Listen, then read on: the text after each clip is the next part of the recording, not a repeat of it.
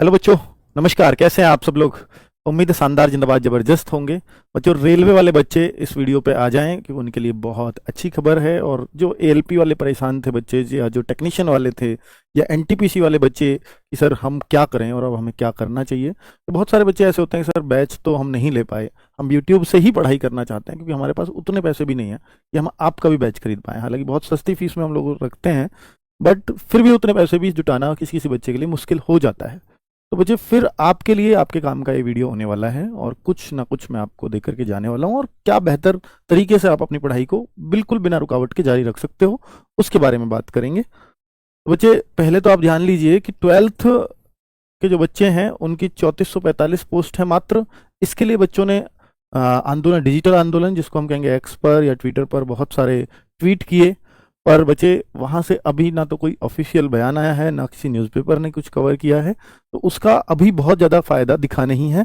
कुछ होगा नहीं होगा, पर यह बात जरूर है कि ये बातें इन दोनों वैकेंसीज के लिए बोर्ड तक पहुंच चुकी हैं। बोर्ड को अगर कुछ करना होगा तो वो जरूर करेगा, मतलब वो पॉजिटिव रिजल्ट्स मिलेंगे। और अगर दोबारा आप लोगों को संगठित करके फिर से ट्विटर अभियान करना पड़ा तो उसमें भी आरडब्ल्यू आप ही के साथ है। चलिए दूसरा, 8113 ग्रेजुएशन लेवल की पोस्ट है, और आपको मालूम है कि ये पहले आ गई थी, तो ये 14 सितंबर से और 13 अक्टूबर तक इसके फॉर्म चल रहे हैं। और ये 21 तारीख को फॉर्म आए हैं, तो 21 सितंबर से 20 अक्टूबर तक इसके फॉर्म रहेंगे 12th लेवल वाले के। एज क्राइटेरिया काफ़ी बड़ा है, काफ़ी वाइड है, तो ज़्यादातर बच्चे इसमें आ रहे होंगे। बच्चे, आप सबको मालूम है, चाहे ग्रेजुएशन लेवल वाला हो चाहे 12th लेवल वाला, ये अब तक कंबाइंड आते रहे हैं। जैसे 35,277 वैकेंसीज थी 2019 में, तो वो कंबाइंड आए थे, और आप सब लोगों ने ना एक ही CBT 1 दिया था। CBT 2 फिर अलग अलग पोस्ट के लिए अलग अलग हुआ था, अलग अलग लेवल के लिए हुआ था। अब इस बार क्या है कि CBT 1 अलग है 12th के लिए, ग्रेजुएशन लेवल के लिए अलग है। CBT 2 पूरे ग्रेजुएशन लेवल के हर लेवल के लिए सेम है, और CBT 2 12th लेवल के लिए सेम है। ठीक है, यानी दो आपको CBT 1 देने हैं जो पहले एक ही देना होता था, और दो ही इस बार CBT 2 देने हैं जो पहले बहुत सारे देने पड़ते थे। ठीक है, तो क्लैरिटी है बच्चे। अब दूसरी बात है कि CBT 1 हो जाने के बाद इसमें 15 गुना बच्चों को बिठाएंगे CBT 2 में। और फिर अगर आपके, देखिए, दो पोस्ट की 12th में टोटल 4 पोस्ट आई हैं, उनमें 2 पे टाइपिंग है, और ग्रेजुएशन लेवल में टोटल 5 तरह की पोस्ट है, उनमें 2 पे टाइपिंग है। तो टोटल अगर मैं देखूं तो 5 और 4, 9 पोस्ट में से 4 पे टाइपिंग है।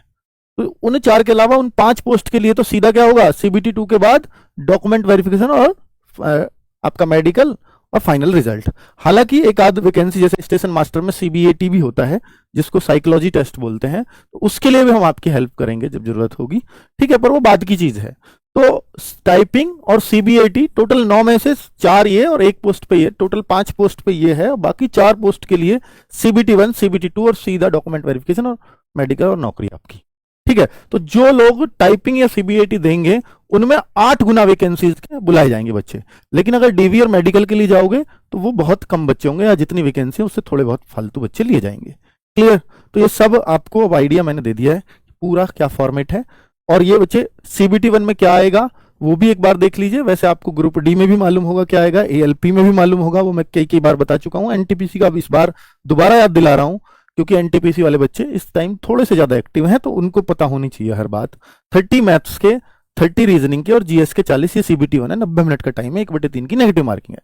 CBT 1 इसमें 15 गुना बच्चे CBT 2 में बुलाए जाएंगे, जिसमें फिर मैथ, रीजनिंग, GS ही है, बस 35, 35 और 50, और समय वही 90 मिनट। ठीक है, तो 1/3 की नेगेटिव मार्किंग, ये CBT 2 है। तो ठीक है बच्चों, ये फॉर्मेट है, ये तो आप सबको मालूम है।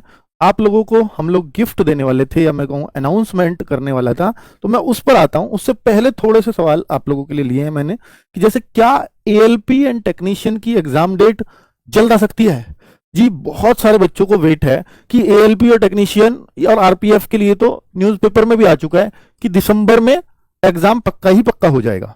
बिल्कुल, मुझे भी लगता है कि ये अगर सबसे पहले किसी एग्जाम की शुरुआत होगी तो वो इसकी होगी।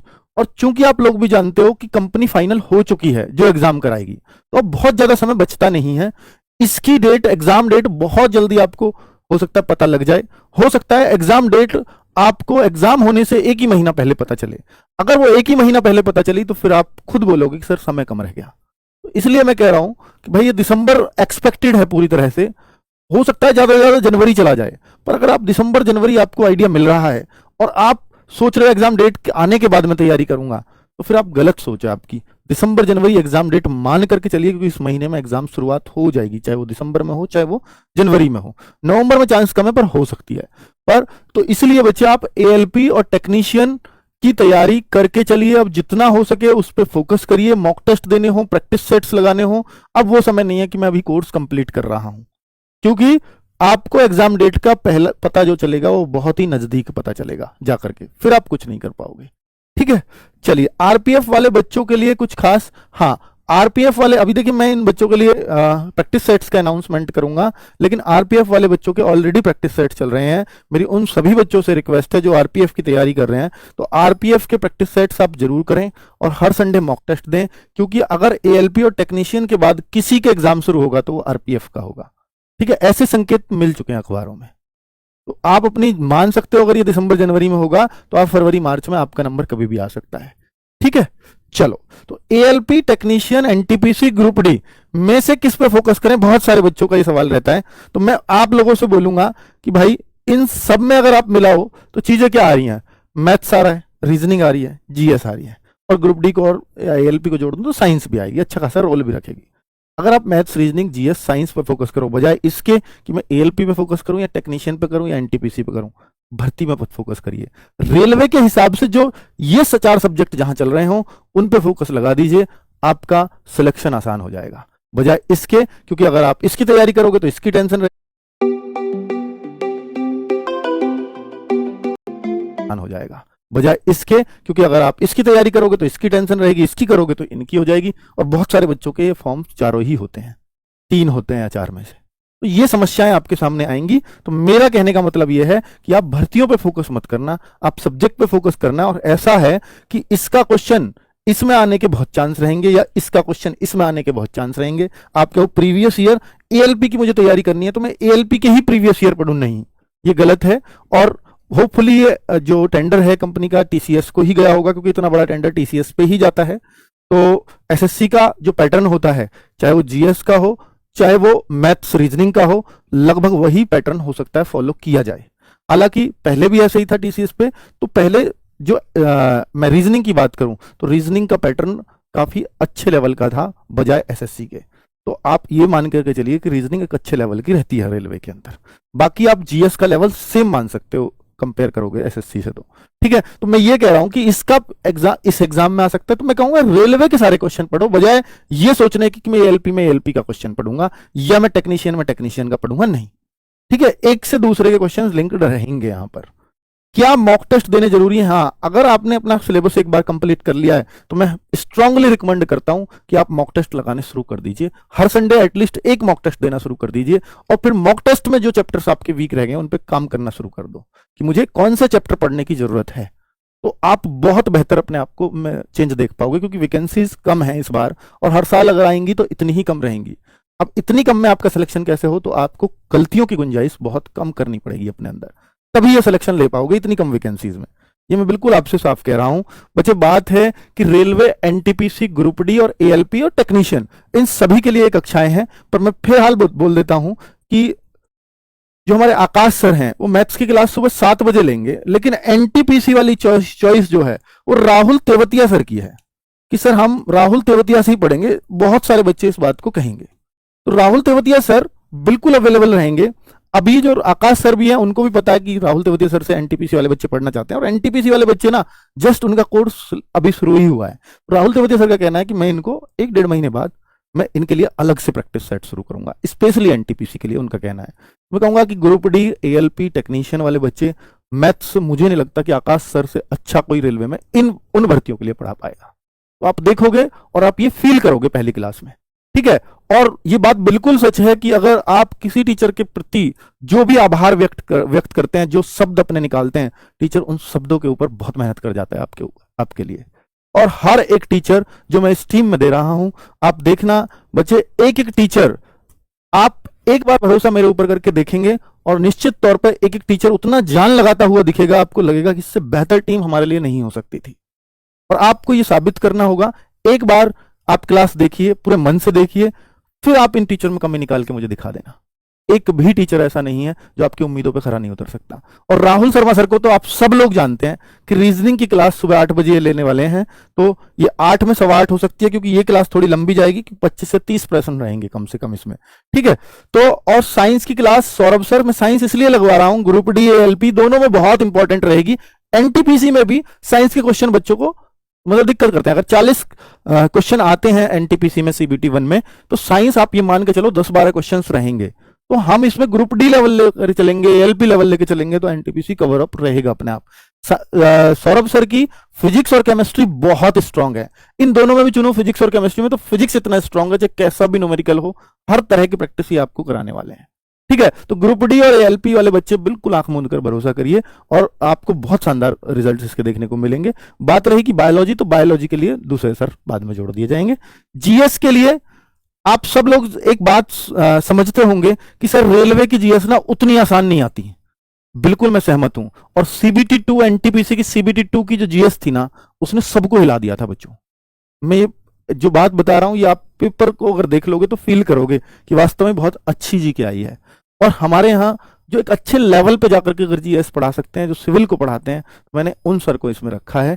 तो भाई जीएस की शाम के 7 बजे क्लास होगी, ये टाइमिंग नोट कर लीजिए। 1 अक्टूबर से ये सब क्लासेस चलने वाली हैं, ठीक है। तो दिग्विजय सर यहाँ करा रहे होंगे शाम को 7 बजे जीएस की क्लास। ये क्लास हो सकता है 1.5 से 2 घंटे की भी चले इसमें, क्योंकि ये 40 क्वेश्चन लेंगे करीब करीब। और 40 क्वेश्चन नहीं होंगे, एक क्वेश्चन में 4 ऑप्शन को अगर एक्सप्लेन करेंगे तो 5 चीजें हो जाती हैं, एक क्वेश्चन और प्लस 4 ऑप्शन। तो अगर 40 हो रहे हैं तो 200 क्वेश्चन आपको एक्सप्लेन कर रहे होंगे वो, ठीक है। तो ये आपको पता तब चलेगा जब क्लास लोगे, तो हर एक चीज को खोल करके पढ़ाते हैं सर, ठीक है। चलिए बच्चे, तो ये आप इस सीरीज को का टाइम टेबल नोट कर लो, ये बहुत काम आने वाली है। आरपीएफ के लिए अलग से चल रही है सभी टीचर्स की, किस टाइम कौन सी क्लास है, ठीक है। तो साइंस का बायोलॉजी के लिए अगर आप भावना मैम की बात करते हैं तो मैं बायोलॉजी के लिए बाद में जोड़ दूंगा इनके, पर अभी आप फिजिक्स की करेंगे इनके सर के साथ स्टार्ट, क्योंकि साइंस का केवल पहले फिजिक्स को कंप्लीट करेंगे, उसकी ही प्रैक्टिस सेट लेंगे, फिर केमिस्ट्री के, और उसके बाद बायो चलेगा, ठीक है। बच्चे मॉक टेस्ट के लिए मैं हमेशा कहता हूं कि हर एक बच्चे को मॉक टेस्ट लगाने चाहिए। तो अभी हम किस किस के मॉक टेस्ट प्रोवाइड करा रहे हैं, फ्री ऑफ कॉस्ट हैं सारे, और प्रैक्टिस सेट्स भी फ्री चलने वाले हैं 1 अक्टूबर से। तो ये आरआरबी एनटीपीसी का मतलब मॉक हो या ग्रुप डी का हो, ग्रुप डी का और एएलपी का, सबका मॉक हम लोग दे रहे हैं। तो ये मिलेंगे कहाँ, रोजगार विदंकित ऐप के अंदर फ्री वीकली टेस्ट फोल्डर है, यहां पर आप जाएंगे तो ऐसे नीचे करेंगे तो ये मिल जाएगा, एनटीपीसी मिल जाएगा, ग्रुप डी भी मिल जाएगा, एएलपी भी मिल जाएगा, आरपीएफ भी मिल जाएगा। ये सब मॉक टेस्ट अलग अलग चल रहे हैं, ठीक है। तो ये आप जब इन पे क्लिक करते हैं तो ये ऐसा फ्री फेस होता है, फ्री आपको इस तरह से रिजल्ट्स भी दिखाता है कि आपके कितने बच्चों में से कितनी रैंक है, और रैंक देखना बहुत जरूरी है कि हम कहां चल रहे हैं, ठीक है। तो ये सब आपके टूल्स हैं पढ़ाई के, और ये हर संडे सुबह 6 बजे फ्री आता है। इस हर संडे सुबह 6 बजे एक नया मॉक टेस्ट हर बच्चे को मिलेगा, ठीक है। और सबका रिजल्ट आपके सामने, और जो क्वेश्चन करेक्ट है इनकरेक्ट है वो भी यहां देख पाते हो, और उसका सॉल्यूशन भी हर क्वेश्चन का मिलेगा रिजल्ट के बाद। बच्चे अगर कोई बैच खरीदना चाहता है एनटीपीसी का, तो ये अब 849 रुपए इसकी कॉस्टिंग है। तो परसों ये हमारा लास्ट था ऑफर इस पे, पर चूंकि कल बहुत सारे बच्चों ने लगातार फोन पे हमें हर जगह मैसेज करके, तो हमने फिर आज के लिए, आज रात 12 तक के लिए इंस्टा पे डाल दिया था, RRB20 कूपन कोड अगर यूज कर लेंगे तो ये बैच आज भी वही 20% छूट मिल जाएगी, केवल आज। तो ये केवल एक्सटेंड करी गई छूट है, जो कभी नहीं करी थी किसी भी बैच में अब तक, इसमें कर रहे हैं, इसके बाद इसमें भी नहीं होगा, सॉरी बच्चों। तो आपको अगर लेना है तो फिर आज ही इस तक मतलब पहुंचना पड़ेगा, ठीक है। RRB20 स्मॉल में कैपिटल में कैसे भी लिख लेना। चलो बच्चे, बुक्स हैं, बुक्स के लिए लगातार आप अगर आप पूछते हो तो आपको मालूम ही है कि ये बुक और ये बुक ऑलरेडी मार्केट में है, वेबसाइट पर है, फ्लिपकार्ट पर है, जहां से खरीदना चाहो खरीद सकते हो। ये बुक हमारी डिले हो रही है थोड़ी, ये बुक भी आ चुकी है अब मार्केट में, मतलब ये प्रिंटिंग में, तो ये 1-2 दिन में आप अवेलेबल हो जाएगी ऑनलाइन भी, और ये बुक में थोड़ा सा समय लगेगा। और ये स्पेशली अगर आप एनटीपीसी की बात करते हैं तो मुझे लगता है ये 3 बुक काफी हैं, इसको ग्रुप डी वाले बच्चों के लिए ज्यादा बेनिफिशियल रहेगी, ठीक है। इसमें थोड़ा सा समय लगेगा, ये हो सकता है 5 अक्टूबर तक आ पाए या 6 अक्टूबर तक आ पाए, ठीक है। उसके बाद 5-6 तक मतलब ये फाइल तैयार होगी, फिर ये बुक तैयार होने में तो हो सकता है 10 तारीख को जो ऑफर आएगा उसमें हम इसको जरूर शामिल करेंगे, ठीक है। ओके बच्चों, नमस्कार, धन्यवाद।